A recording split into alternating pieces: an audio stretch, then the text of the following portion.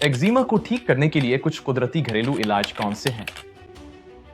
यही वो मौजू है जिस पर हम आज की वीडियो में बात करेंगे।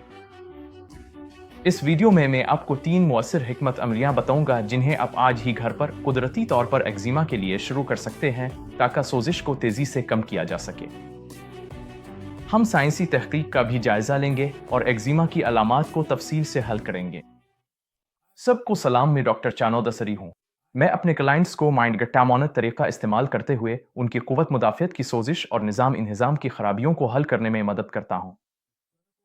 इस क्लिनिकल तरीक़ाकार ने मेरे हज़ारों मरीजों को उनकी अलामात हल करने में मदद दी है, कुछ को तो सिर्फ 6 हफ्तों में बगैर किसी पेचीदा महंगे इलाज के।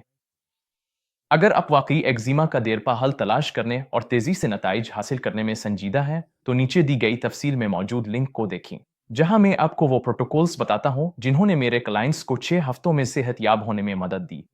आप इसे वीडियो के नीचे दिए गए लिंक से हासिल कर सकते हैं और मुझे यकीन है कि ये आपके लिए बहुत फायदेमंद होगा। ये लिंक आपको एक सफ़े पर ले जाता है जहां आप अपना ईमेल दर्ज करते हैं और एक्जिमा को रिवर्स करने की मुफ्त तरबियत हासिल करते हैं। इसमें आपको हर वो चीज़ मिलेगी जो आपको जानने की ज़रूरत है, जिनमें मुफ्त रहनुमा किताबें और आप जैसे लोगों की मददगार केस स्टडीज शामिल हैं जिन्होंने अपनी हालत को हमेशा के लिए रिवर्स कर लिया और अब सेहतमंद हैं। इसके साथ एक मुकम्मल काबिल अमल मंसूबा शामिल है कि आप ये सब कुछ खुद घर पर कैसे कर सकते हैं। बस सफ़े के ऊपर अपना ईमेल दर्ज करें और शुरुआत करें, तो ज़रूर उसको चेक करें।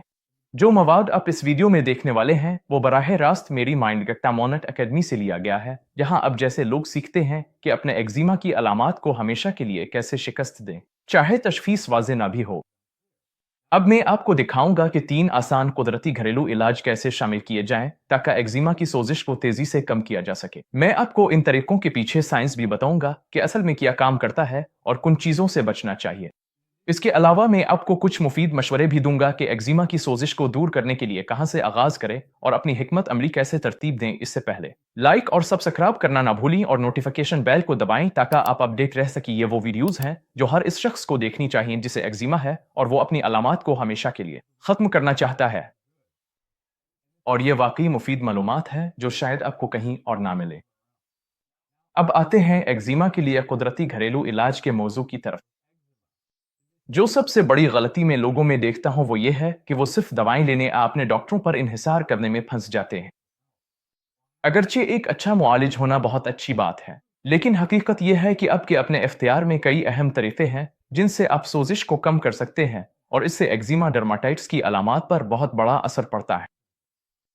और आप सोच रहे होंगे कि ये इलाज क्या है, तो आइए कुदरती घरेलू इलाज के बारे में बात करते हैं और उन 3 अवामिल पर गुफ्तगू करते हैं जिन्हें आपको एक्जिमा डर्माटाइटिस की सोजिश हल करने के लिए बेहतर बनाना होगा।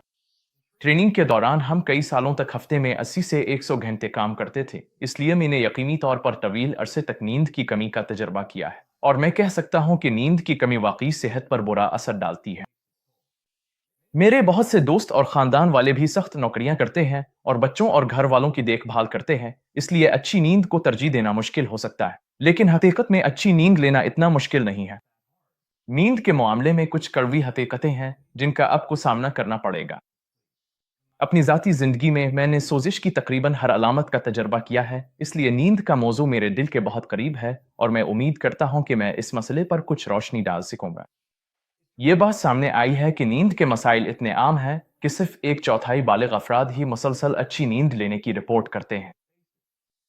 बाकी 75% लोग मसाइल का सामना कर रहे हैं, बाज़ औकात रोजाना की बुनियाद पर। हम जानते हैं कि नींद में खलल कोर्टिसिवल ट्यूमर नेक्रोसिस फैक्टर अल्फा और इंटरल्यूकिन 6 में इजाफे की वजह से सोजिश का बाइस बनता है। लेकिन क्या आप जानते हैं कि नींद में खलल सोजिश के सबसे मजबूत इपिजीनेटिक महरकात में से एक है? सर्किडियन रिदम हमारे जीन्स के 15% पर कंट्रोल रखते हैं। ये वो कुदरती उतार चढ़ाव है जिसकी पैरवी करने के लिए हमारा जिस्म हमें कहता है। बदकिस्मती से काम, खानदान और दबाव जैसी चीजें अक्सर इसमें रुकावट बन जाती है। नींद उन जीन्स को मुतासिर करती है जो बुढ़ापे, मिजाज, हाजमे और मुदाफियती सोजिश को कंट्रोल करते हैं। बुनियादी तौर पर हर वो हयातियाती अमल जो हमारी रोजमर्रा जिंदगी में अहमियत रखता है। तो बहाल करने वाली नींद कैसी होती है? मैं नींद को उसके फैली हिस्सों में देखना पसंद करता हूँ। गहरी नींद टिश्यूज की नशोनुमा और शिफा के लिए है। रैपिड आई मूवमेंट नींद आरएम नींद सीखने और याददाश्त के लिए अहम है। ये दोनों मिलकर वो नींद बनाते हैं जिसे हम बहाल करने वाली नींद कहते हैं, जो अमूमन कल नींद के चक्कर का तकरीबन 40% होती है। अब जाहिर है कि ये तनासुब बदल सकते हैं। मिसाल के तौर पर बहुत से लोग महसूस करते हैं कि शराब पीने वाली रात के बाद अगले दिन वो इतने तरोताज़ा अचाक व चौबंद नहीं होते। इसकी वजह यह है कि शराब आपको मिलने वाली बहाल करने वाली नींद की मिकदार को मुतासिर करती है। अलिफाम्बे, बीनाडिरिल, ज़ीनिकिस जैसी दवाएं जो अमूमन नींद के लिए इस्तेमाल की जाती हैं, ये तनासुब भी मनफी तौर पर बदल देती हैं और वक्त के साथ साथ जहनी सलाहियत में कमी का बाइस बनती है। काफ़ी भी एक बड़ा उनसर है, खास तौर पर अगर इसे दोपहर या शाम के वक्त पिया जाए। वर्जिश सोजिश को कम करती है। ज्यादातर लोग जो सोजिश का शिकार होते हैं, उनकी तवानाई की सतह बहुत कम होती है। उन्हें पट्ठों और जोड़ों में दर्द का भी सामना करना पड़ता है। तो मैं जानता हूं कि वर्जिश शुरू करना मुश्किल हो सकता है, लेकिन मैं ये भी बता सकता हूं कि जैसे ही आप किसी किस्म का प्रोग्राम शुरू करते हैं, चाहे वो ज्यादा ना भी हो, आप तब्दीलियां महसूस करना शुरू कर देंगे। मेरा ख्याल है कि वर्जिश के चंद मकासद हैं। एक तो ये कि ये सोजिश को कम करती है। ये TNF अल्फा IL-6 और इराचिडोनिक एसिड के रास्तों पर मुस्बत असर डालती है। दूसरा, ये नींद को बेहतर बनाती है। जो लोग सोने में अनींद बरकरार रखने में मुश्किल महसूस करते हैं, अगर वो दिन में वर्जिश करें, और मेरा मतलब है वाकई इस हद तक वर्जिश करें कि वर्जिश के बाद थकन महसूस हो, तो सोने के वक्त उनकी हालत बेहतर होती है। वो इतने थक जाते हैं कि फौरन सो जाते हैं और नींद में रहते हैं। तीसरा, ये बेचैनी और दबाव को कम करती है। वर्जिश हार्मोन कोर्टिसोल की एक ताकतवर रोकने वाली है। चौथा, ये ग्रोथ हार्मोन खारिज करती है, जो आपके जिस्म के खलियों को ज्यादा जवान मेटाबॉलिज्म अपनाने के लिए मुतहर्रिक करता है। पांचवा, ये हाजमे को बेहतर बनाता है। आंतों में चीजें तेजी से हरकत करती है। तो कौन सी किस्म की वर्जिश सबसे बेहतर है? मैं तजवीज करता हूं कि हफ्ते में 2 से 3 बार हाई इंटेंसिटी इंट्रोयल ट्रेनिंग करें और शुरुआत में तकरीबन 20 मिनट से आगाज करें। आपको हफ्ते में 2 से 4 बार कुछ मुज़ाहमती और वजन उठाने वाली वर्जिशें भी करनी चाहिए। शुरुआत में 20 मिनट से आगाज करें। बड़े पट्ठों के ग्रुप्स पर तवज्जो दें, जैसे स्क्वाट्स, लेग पिल डाउन्स, शोल्डर पर्सस और लीग कर्ल्स।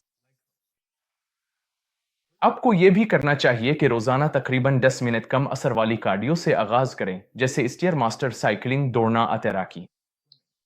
और ये इस बात पर मुनहसिर है कि आया आपके जोड़ अपट्ठे दर्द कर रहे हैं या नहीं। आपको इसके मुताबिक अपनी रूटीन में तब्दीली करनी पड़ सकती है। एक मुकम्मल वर्जिश का शेड्यूल इस तरबियत के दायरा कार से बाहर है, लेकिन बस कुछ शुरू करें और जैसे जैसे आगे बढ़ी मुकम्मल रूटीन तैयार करते जाएं। अगर आप हफ्ते में कम अज कम 3 से 4 बार पसीना बहाएं और बड़े पट्ठों के ग्रुप्स पर कम अज कम 2 बार काम करें, तो आप यकीन से कह सकते हैं कि आपकी सोजिश में नुमाया कमी आएगी और आप खुद को बेहतर महसूस करेंगे। मुझे एहसास है कि जहनी दबाव सोजिश ने बड़ा किरदार अदा कर सकता है। एक तो ये कि ये फाइट या फ्लाइट रिस्पांस को मुतहर्रिक कर सकता है, जिससे आपके जिस्म में कोर्टिसोल की सतह बहुत ज्यादा बढ़ जाती है। ये नींद, खुराक और मजमूई तौर पर जीनियाती अफ़ाल को भी मुतासिर कर सकता है। मेरी नज़र में बहुत से लोग मुश्किल नौकरियां करते हैं, माली अदम तहफ़्फ़ुज़ का शिकार होते हैं और घर में अपने प्यारों की देखभाल करते हैं। इसलिए इन पर बहुत सी जिम्मेदारियां आ जाती हैं जो अपनी ज़ात से भी ऊपर रखी जाती है। सबसे बुनियादी सतह पर जहनी दबाव इस वक्त पैदा होता है जब तवक्कुआत हकीकत से मेल नहीं खाती।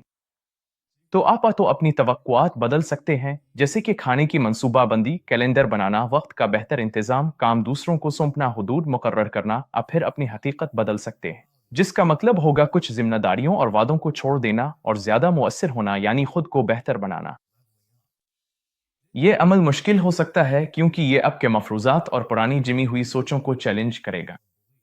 मैं वाकई ये कह रहा हूं कि अपनी कुछ जिम्मेदारियों को छोड़ दें, खास तौर पर अगर वो आपकी सेहत पर असरअंदाज हो रही हों। बीमार और कमजोर हालत से सेहतमंद होने तक का सफर एक तब्दीली लाने वाला अमल है, और बाज औकात इसके लिए जिंदगी में जहनी दबाव कम करने के लिए हकीकी तब्दीलियां करना जरूरी होता है। मैंने लोगों को देखा है कि उन्हें आसान काम के औकात अपनाने पड़े ताकि वो घर पर ज्यादा वक्त गुजार सकें। मैंने लोगों को अपने प्यारों से ये कहते हुए देखा है कि वो अब उनकी पहले जैसी देखभाल नहीं कर सकते, और ये खास तौर पर उन वालिदैन के लिए मुश्किल होता है जिनके छोटे बच्चे हों। अक्सर औकात बच्चे ही वो वजह होते हैं कि वालिदैन रात को सो नहीं पाते या घर में सेहतमंद खाना नहीं खा सकते।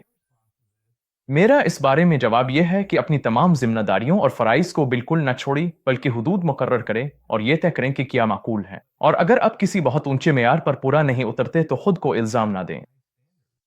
आप हमेशा सब कुछ नहीं कर सकते, चाहे वो आपके अपने बच्चों या प्यारों के लिए ही क्यों ना हो। मदद मांगें, बच्चे एक तरफ, लेकिन सच ये है कि बाज औकात बड़ों के साथ मामला करना और भी मुश्किल हो जाता है।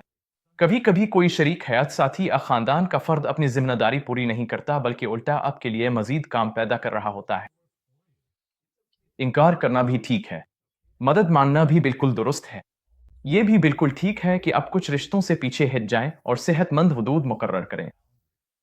हकीकत यह है कि हमारा जिस्म हमें बताता है जब हम गलत हैं, जब हम वो काम कर रहे होते हैं जो हमें नहीं करने चाहिए। चाहे वो हमारी खुराक हो, हमारा माहौल हो, हमारा काम हो, हमारे रिश्ते हों या हमारी नींद की मिकदार हो, ये सब चीज़ें हमारी सेहत पर असरअंदाज होती हैं। और अगर आपकी ज़िंदगी में कोई ऐसी चीज़ है जो आपको अपने मकसद के हुसूल से रोक रही है, तो आपको इस पर संजीदगी से गौर करना चाहिए और देखना चाहिए कि क्या किया जा सकता है।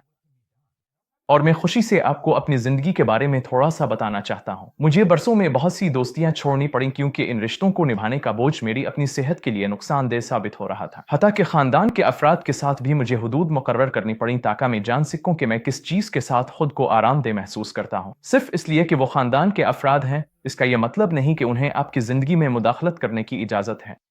काम के हवाले से मैं अस्पताल में पागलपन के औकात में काम करता था, यहाँ तक कि मुझे एहसास हुआ कि नींद की कमी, वर्जिश न करना और खाने की मंसूबाबंदी न कर पाना मेरी सेहत पर वाकई बुरा असर डाल रहा है।